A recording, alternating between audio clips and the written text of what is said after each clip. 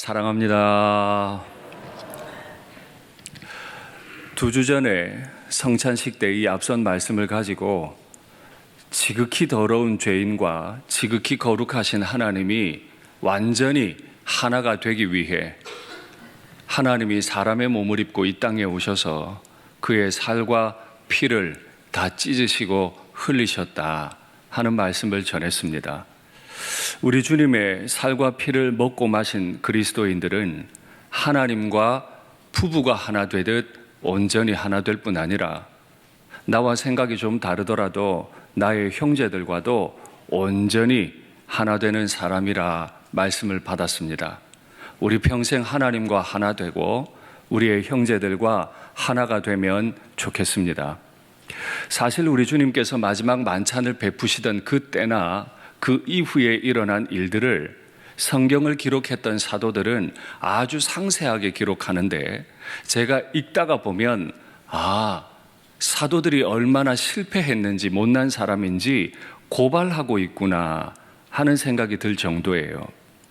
요한이 이 때를 어떻게 설명했는지 한번 확인하시겠습니다. 유다가 그 조각을 받고 곧 나가니 밤이러라. 만왕의 왕께서 사람의 몸을 입고 오셔서 그 살을 찢어 제자들에게 건넸고 유다도 그 찢겨진 살을 받았습니다. 그 살 조각을 받고 나가니 밤이었다. 시간적으로도 밤이지만 영적으로도 밤인 셈이죠. 그가 나간 후에 예수께서 이르시되 지금 화목제물 되신 어린 양의 살을 받고 예수님을 팔러 나간 지금 인자가 영광을 받았고 하나님도 인자로 말미암아 영광을 받으셨도다. 저 말이 너무 무서워요. 나는 끊임없이 실패하고 있는데 주님께서는 영광을 받으시고 또한 영광 받으신 주님께서는 아버지께 영광을 돌리는 시간이라. 세상의 구주를 잃었기 때문에 세상이 가장 슬프고 아픈 시간임과 동시에 하나님의 영광을 받으셨기에 가장 영광스러운 그 시간에 한 제자는 예수님을 배신했습니다. 그러면 남은 11 제자는 무엇을 했을까요? 또 그들 사이에 그들 중에 누가 크냐 다툼이 일어난지라. 한 제자는 배신을 하고 나머지 11 제자는 다투었어요. 여기 다투다 하는 헬라어 말이 참 재미있는 말입니다. 필로네이키아라고 적혀 있는데 이건 2개의 단어의 합성어입니다. 여러분 잘 아시는 필로스라는 단어와 네이코스라고 하는 단어의 합성어인데 필로스는 사랑한다는 뜻이죠. 네이코스는 다툰다는 뜻입니다. 다툼을 사랑해요. 제자들 중에 누가 주님 앞에서 나는 다툼을 사랑하는 사람입니다 라고 말하겠습니까?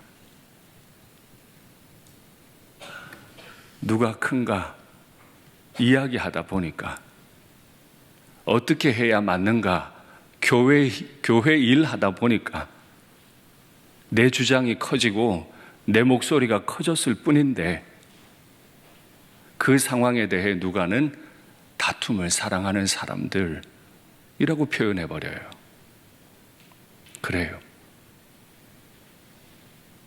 내가 다투어서라도 내 뜻을 관철시키려 하면 그는 다툼을 사랑하는 자가 되고 말아요. 그러면 여러분들께 여쭙겠습니다. 유다의 배신이 나쁩니까? 11 제자의 다툼이 나쁩니까? 무게를 달면 어느 게 더 나쁩니까? 우리는 당연히 유다의 배신이라고 말하고 싶을 겁니다. 그러나 사도는 경중을 다루지 않아요. 가장 아프고 가장 영광스러운 밤에 제자들의 2가지 실수를 동일하게 기록하고 있습니다. 그렇습니다. 배신이나 다툼이나 양극단에서 주님의 아름다운 교회, 지극히 거룩하신 분과 지극히 더러운 죄인이 하나 되었음, 지극히 더러운 죄인들끼리 온전히 하나 되었음, 이게 교회인데 이 교회를 깨트리는 양극단 2가지, 하나는 배신, 하나는 다툼. 이 두 가지는 사실 뿌리가 같아요. 다투어서라도, 배신해서라도 내 뜻을 이루기 원하는 지극히 이기적이고 자기중심적인 생각들. 이유가 같아요. 그러니까 말이 이렇게 됩니다. 배신하는 사람은 언제든지 다툴 수 있어요. 다투는 사람은 언제든지 배신할 수 있어요. 이것이 우리를 두렵게 하는 이유입니다. 가정에나 교회에서나 일터에서나 내 목소리 높이는 순간 기억하십시오. 난 언제든 주님을 배신할 수 있다. 우리 주님께서 십자가에 잡혀가시는 그날 밤에 굳이 성만찬 자리를 만드시고 내가 원하고 원하였노라, 너희와 함께 이 유월절 먹기를 원하고 원하였노라 하셨는데, 그때 시간 관계상 제가 레위기 말씀 하나를 더 읽어드리지 못했습니다. 정말 주님이 원하고 원하셨던 게 무엇이고 어느 정도였는지 레위기 말씀으로 확인하시겠습니다. 너희는 화목제물을 여호와께 드릴 때 기쁘게 받으시도록 드리고, 이 말에 주의하셔야 됩니다. 우리가 화목제물을 하나님께 올린다고 해서 하나님이 다 기쁘게 받는 건 아닙니다. 제물을 드릴 때 하나님이 기쁘게 받으시도록 올려야 합니다. 그건 방법이 뭔가요? 그 제물은 드리는 날과 이튿날에 먹고 오늘과 내일까지만 먹을 수 있고 셋째 날까지 남았거든 먹으면 안 돼. 반드시 불살라야 돼. 셋째 날에 조금이라도 먹으면 가증한 것이 되어서 기쁘게 받으심이 되지 못하고, 나는 내 재정을 깨트려서 소 한 마리를 화목제물로 올렸는데 오히려 그 제물을 나 스스로가 가증하게 만들어버리는 일이 있다는 거예요.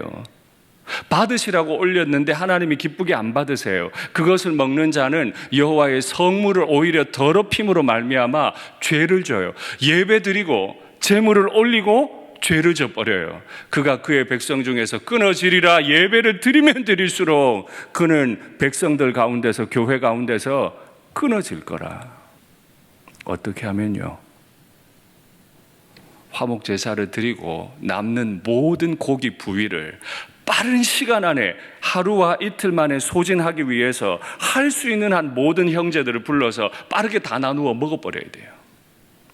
아깝다고, 저 사람하고 내가 한 식탁에 오를 수가 없다고 안 주고 버티고 있다가 사흘째까지 남으면 아무 소용없이 불태워야 돼요. 아깝다고 그거 손대는 순간에 하나님은 그를 범법자로 백성 중에서 끊어버리겠다고, 차라리 화목제물을 안 드린 게 나았죠.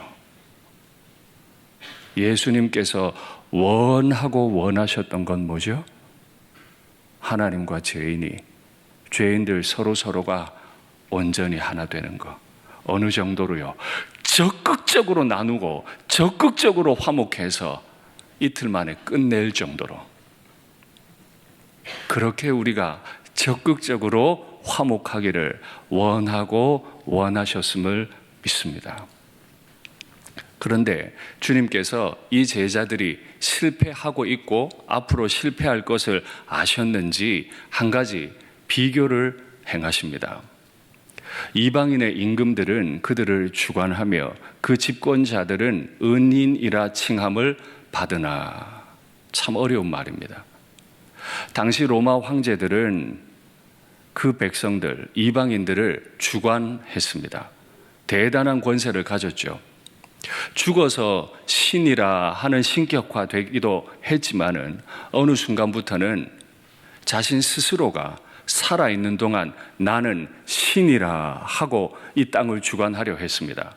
사도 요한을 반모섬으로 유배를 보냈던 도미티아누스 때부터 나는 신이라 하고 온 로마 제국을 주관하려 했습니다. 저는 금요기도회 때 두어 번 말씀드렸습니다.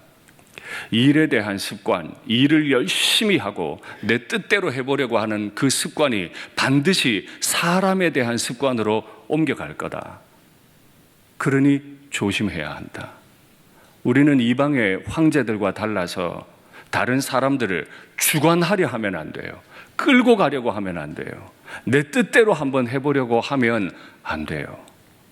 그리고 그 집권자들은 은인이라고 칭함을 받으나, 여기 이 은인이라는 말도 아주 재미있는 말입니다. 헬라어로는 에르게테스라고 하는 단어인데, 영어에서도 유라는 단어가 앞에 접두사로 붙으면 좋다, 바람직하다, 그런 뜻입니다. 에르게테스는 에르곤 일하다의 명사형입니다. 그러니까 좋은 일 하는 사람이라고 칭함을 받기 원했어요. 라틴어로도 굉장히 재밌어요. 베네 팍토르, 좋은 일을 베풀어주는 사람, 좋은 일을 행하는 사람이라고 자신을 부르라 그랬어요. 로마 황제는 은인이 아닙니다. 로마 황제는 전쟁을 많이 한 정복자일 뿐 아니라 그 백성들에겐 폭군이었습니다. 폭군인 자기 자신을 향해 누군가가 당신은 폭군이요 하기를 원치 않았기 때문에 오히려 반대로 명령했습니다. 나를 은인이라고 불러라. 나를 좋은 일 하는 사람이라고 부르라고 명령했어요. 좋은 일 하지 않으면서 좋은 일 하는 사람이라고 불림받기를 원했던 거죠.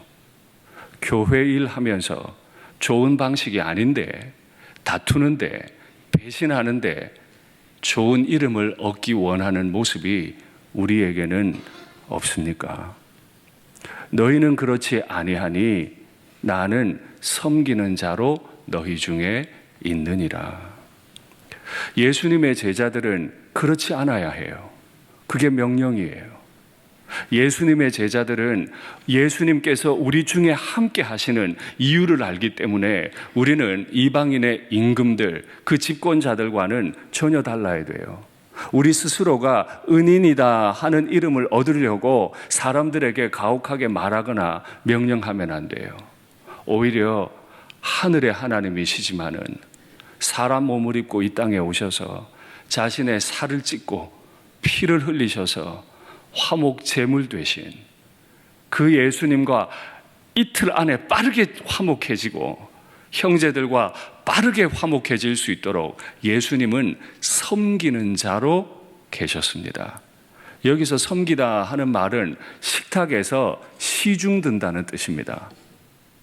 예수님은 식탁에 돈 내고 앉으셔서 오라 가라 명령하는 분으로 오신 분이 아니고, 오라 가라 하는 죄인들을 위해 시중 들기 위해서 무릎 꿇고 우리의 말을 듣고 계신 분이라 자신을 낮추셨어요. 그날 마지막 만찬 자리에서 예수님은 유월절 축제를 주관하는 분이었다기보다 시중 드는 하인으로 그 식탁에 계셨던 겁니다. 왜 주님께서 그렇게 하셨습니까? 정말 주님께서 원하고 원하셨던 것, 아버지께서 내게 나라를 맡기신 것 같이 나도 너희에게 나라를 맡긴다. 예수님이 진짜 원하고 원하셨던 거 두 번째, 이 미련하고 이 지저분하고 주님 앞에서 말할 수 없이 다투고 내 마음대로 하고 싶어 하는 이 못난 죄인, 가장 슬프고 아프고 가장 영광스러운 그날 밤조차도 누가 더 크냐 이런 걸로 다투고 있는 죄인들에게 하나님이 아들에게 나라를 맡기신 것처럼 나라를 맡기시겠다.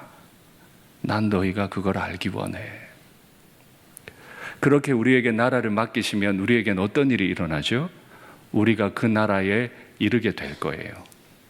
그리고 그 나라의 주인이신 예수님께서 베푸시는 그 상에 같이 있게 될 거예요. 뿐만 아니라 상에서 자리를 옮겨서 예수님이 보좌로 가실 때 완전히 하나가 된 우리는 예수님과 함께 보좌에 앉아서 예수님이 왕노릇 하실 때 우리도 왕노릇 하게 될 거예요. 이걸 예수님이 원하고 원하셨어요. 툭 하면 배신하고 툭 하면 다투는 하나님 나라의 기쁨이라고는 찾아볼 수 없는 우리를 예수님의 보좌에 앉히시기를, 우리가 그 사실을 알기를 원하고 원하셨어요.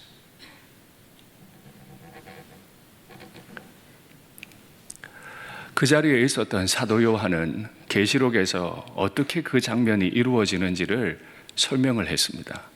말씀 확인하시겠습니다. 다시는 저주가 없고 하나님과 그 어린 양의 보좌가 그 가운데 있는데 그의 종들이 그를 섬기고 있습니다. 그의 얼굴을 봅니다. 주님과 이제 떨어지지만은 때가 되면 주님과 만날 거예요. 근데 그의 이름도 어린 양 예수님의 이름이 그들의 이마에, 이 윤상덕이 이 더러운 죄 지은 인생의 이마에 예수, 그 이름이 적혀 있어요. 그래서 내가 그 나라에 올라갔어. 다시는 밤이 없을 거예요. 그날 그 아팠던 밤이 다시는 없을 거예요. 등불과 햇빛이 없을 거예요. 이는 주 하나님이 그들에게 비치심이라 그들이 세세토록 왕노릇 하리로다. 할렐루야. 원하고 원하셨던 거. 너무 다투기를 잘하고 너무 나서기를 잘해서 실패가 불보듯 뻔하지만 예수님의 마음에 원하고 원하셔서 베드로의 이마에 예수, 윤상덕이의 이마에 예수, 아무도 못 건드리게 해놓고 예수님이 우리를 보좌에 앉히셨다. 사도 바울이 마지막 편지를 씁니다. 마지막 감옥에 갇혔습니다. 이제 며칠 지나면 그는 목이 떨어질 걸 알고 있어요. 마지막 편지를 쓰면서 왕노릇함에 대해 다시 한번 확인해 줍니다. 말씀 확인하시죠. 미쁘다 이 말이요. 그렇죠. 미쁘신 주님의 말씀이니까 미쁘시죠. 우리가 주와 함께 죽었으면, 우리는 주와 함께 죽었어요.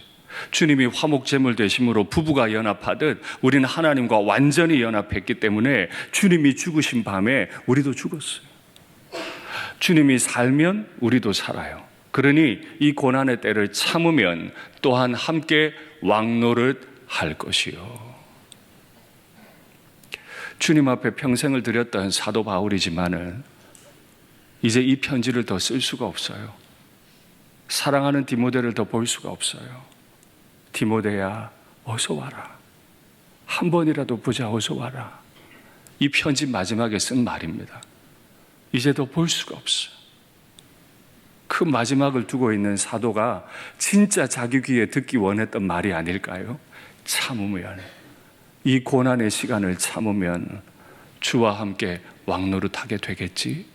디모데야, 너도 어려울 거다. 참아야 한다. 참으면 왕노릇할 날이 곧 온다. 12절까지 이 말을 하고 14절에서 디모데 목사에게 한 가지 부탁을 해요. 말씀 확인하시죠. 너는 그들로 이 일을 기억하게 하여 참으면 왕노릇하게 할 것을 기억하는데, 그 기억하는 사람들, 왕노릇할 사람들이 이 땅에서 해야 될 게 뭐냐면 말다툼을 하지 말라고 하나님 앞에서 엄히 명하라. 그날 밤 제자들이 실패했던 거 바울이 다시 경고해요. 왕노릇하게 될 테니까 말다툼 하지 마. 그걸 목회자로서 엄히 명령해라. 교회는 다투면 안 돼. 이는 유익이 하나도 없고 유익하려고 다툰다고 말하거든요. 내가 말을 해야 될 것 같거든요. 내 뜻대로 해야 될 것 같거든요. 다투어 보십시오. 아무 유익이 없을 겁니다. 도리어 그 다투는 말을 듣는 자들을 망하게 할 겁니다. 내 아내를 위해서 한 말이, 내 남편, 내 자식을 위해서 한 말이, 내 교회를 위해서 한 그 말이 내 말을 듣는 자를 멸망시킬 겁니다. 그러니 하나님이 그를 멸망시키시죠. 하나님과 하나 된 자를 멸망케 했으니 하나님이 그를 두실 리가 있겠습니까? 이 말 끝에 우리 주님께서 크게 염려가 되셨는지 실제로 마귀가 어떤 일을 하고 있는지를 아셨기 때문에 안타까워서 베드로의 이름을 부르세요. 아마도 베드로가 많이 실패를 했던 모양이에요. 시몬아, 시몬아, 보라, 마귀가 너희를 밀가부르듯 하려고 요구하였다. 이름을 2번을 부르세요. 보라 하고 외치세요. 마귀가 너희를 밀가부르듯 하다. 까부르다는 말은 키질을 한다는 뜻이잖아요. 곡식을 올려놓고 키질을 하면 알갱이의 무게 때문에 알곡과 쭉정이가 나누어지잖아요. 마귀가 자기의 키에 올려놓고 제자들을 막 까부를 거라는 거예요. 극심한 고통이 이제 곧 찾아온다는 거죠. 지금 누가 크냐? 이거 다툴 때 아닌데. 마귀가 지금 넘어뜨리려고 키를 들고 와 있는데 그걸 못 봐. 일상교회 넘어뜨리려고 마귀가 딱 키를 들고 썼는데, 내 가정 넘어뜨리려고 키를 들고 썼는데, 그 사이에서 누가 더 크냐? 이거 하고 있어. 근데 밀가부르는 게 나쁜 것만은 아니에요. 너무 아프고 힘든 얘기지만 키질하고 나면, 밀가부르고 나면 누가 알곡인지 누가 죽정인지 다 드러날 겁니다. 여러분께 묻겠습니다. 알곡이십니까? 죽정이이십니까? 자기 몸을 다 내주셨던 그날 밤, 주님께서 너무 괴롭게 이 말을 하셔야만 했습니다. 그래서 저는 이 사도들의 글을 고발문으로 읽고 있는 겁니다. 위선을 떨고 있는, 주님 나라를 위하는 것 같은. 사실 그들이 주님 나라를 위하지 않았던 건 아닙니다. 그래서 이 식탁에서 주님은 분명히 인정해 주셨어요. 너희는 나의 모든 시험 가운데 항상 함께한 사람들이다. 근데 그 시험에 항상 함께하면서 끝이 아주 안 좋았죠. 그래도 모든 시험 가운데 항상 함께 있었기 때문에 내가 내 나라를 너에게 맡긴다 하신 거예요.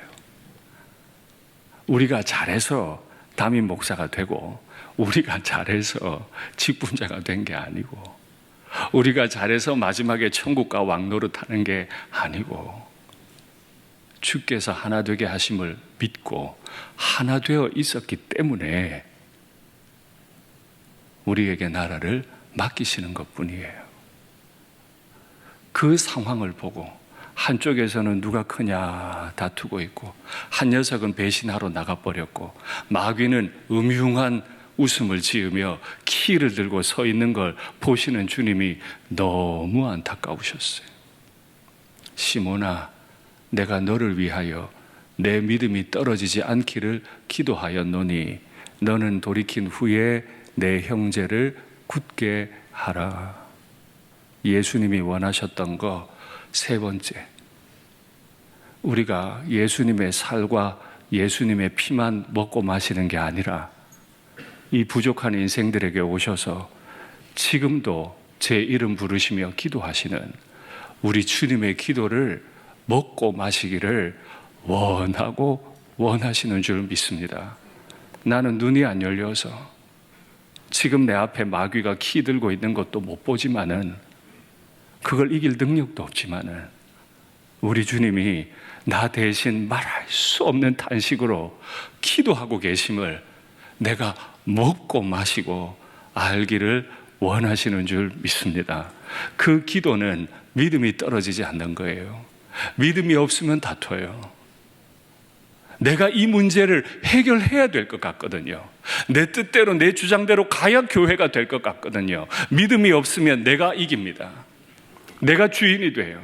내가 임금이 되고 내가 집권자가 돼서 나에게 베네팩토르라고 하는 이름이 얻어지기를 원하는 거예요. 정말 은인이라고 인정받고 싶어지는 거예요. 믿음이 떨어지면. 그러나 끝은 아름답지 않겠죠. 그래서 베드로에게 돌이켜라. 너 그 마음 돌이켜라. 누가 크냐? 다투고 싶고 수제자 되고 싶은 그 마음 돌이켜라. 네가 할 일은 은인이라 칭함받는 게 아니고 형제들을 좌우지하려는 게 아니고 오히려 너는 형제들을 굳게 하라. 오늘 헬라어를 많이 말씀드려 죄송합니다. 이 굳게 하다 하는 헬라어 단어가 스테리조입니다. 어디서 들어보셨을 거예요. 영어로 말하면 strength, 힘입니다. 힘. 견고함입니다. 이 못난 인생에게 우리 주님께서 주신 사명은 주님 떠나신 이후에 크게 흔들릴 그의 형제들, 믿음이 다 떨어져서 완전히 흔들릴 그 형제들, 이어진 대박해 가운데 교회를 떠나려고 하는 그 형제들을 가서 딱 붙잡고 그에게 힘을 주는 거예요. 위로를 주는 거예요. 견고하게 만드는 거예요. 그 소명을 이 택도 없는 베드로에게 주신 거예요. 그러면 저는 물을 수밖에 없습니다. 최근에 흔들리고 흔들리는 내 지체들을 기도하는 가운데 주님 마음으로 내가 견고하게 붙잡아주고 위로해주고 힘을 준 사람이 있습니까? 나와 친한 사람들 말고. 그건 무리짓는 거고, 그가 누구든 나와 생각이 같든 다르든 나보다 작아 보이더라도 내가 돌이켜서 그에게 가서 그에게 힘을 건네주고 그를 꽉 붙잡아주고 세워준 일이 주님 앞에 있습니까? 특별히 내가 직분을 받은 이후에 있습니까? 이것이 이 마지막 날 밤 우리가 물어야 할, 성찬을 대하는 우리가 물어야 할 질문인 거죠. 그런데 베드로는 여전히 영의 눈이 어두워요. 엉뚱한 소리예요. 내가 주와 함께 옥에 가고 죽는 데에도 가기를 각오하였나이다. 참 의리 있고 참 멋있는 말이에요. 그런데 주님과는 완전히 반대로 가죠. 주님 뭐라 그랬어요? 너 그렇게 말할 줄 알았어. 그렇게 말하는 것으로부터 돌이켜서 네 형제들에게로 가. 네 형제들을 붙잡고 세워줘. 근데 베드로는 뭐래요? 그런 거 됐고요. 나는 주님 못 버립니다. 나는 주님과 함께 옥에도 갈 거고요. 나는 주님과 함께 죽기를 각오했습니다. 화목제물을 열심히 올렸는데 버림받는 제사 드리는 백성들이나 주님의 사명을 받고 전혀 반대로 행동하고 있는 베드로나 우리가 혹시 같지 않습니까? 베드로의 대답은 내가 옥에도 죽는 데에도 주와 함께 가겠습니다 각오하는 게 아닌데요. 베드로의 각오는 달라야 해요. 주와 함께가 아니고 형제들과 함께 옥에도 가고 형제들과 함께 죽는 데에도 가겠습니다. 내가 이걸 다짐합니다. 그랬어야죠. 그랬어야죠. 근데 주님 너무 슬프셨어요. 긍정해 주지 않으셨어요. 오늘 닭 울기 전에 네가 3번 나를 모른다고 부인하리라. 왜 굳이 그 말씀하셨어? 이유는 하나죠. 돌이키라고. 네 확신에서 돌이키라고. 네가 그렇게 의리 있는 사람, 은인으로 이름 칭해지기를 원하는 그 마음으로부터 돌이키라고. 네가 오늘 3번이나 나를 모른다고 부인하리라. 말씀을 맺겠습니다. 예수님께서 만찬을 주시면서 원하고 원하셨던 거 3가지가 있죠.